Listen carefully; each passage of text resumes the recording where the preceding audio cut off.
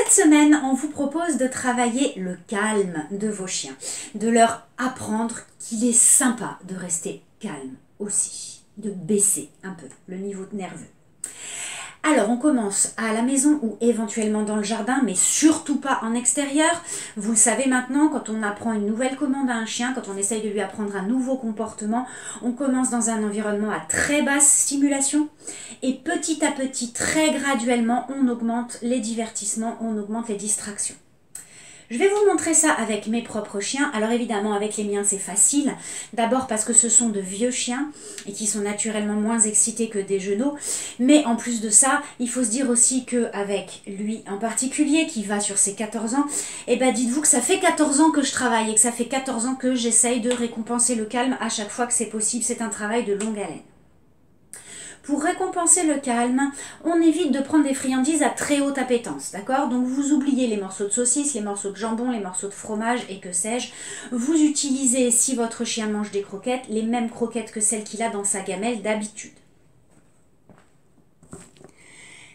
Je prends donc les croquettes, éventuellement je les ai dans ma poche puisque dans un premier temps, on va récompenser du calme spontané, d'accord?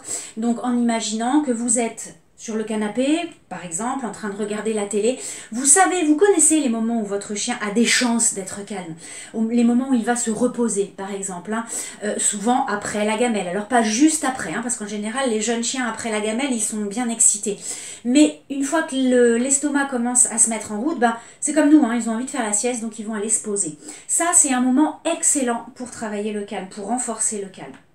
Donc un moment où le chien est calme, j'ai mes friandises dans la poche, évidemment moi je suis très calme aussi, et je m'approche tout doucement en espérant qu'il ne me voit pas, ou en tout cas qu'il ne fasse pas attention à mon déplacement.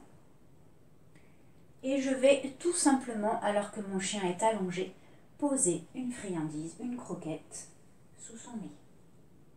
Une fois que j'ai fait ça, je me recule et je le laisse choisir le moment où il va prendre cette friandise ou non. Comme je vous disais, mon chien est un très vieux chien, il va sur ses 14 ans. Pour lui, le sommeil est primordial par rapport à la nourriture, parce que c'est de toute façon la nourriture, il l'aura. Voilà, c'est à vous.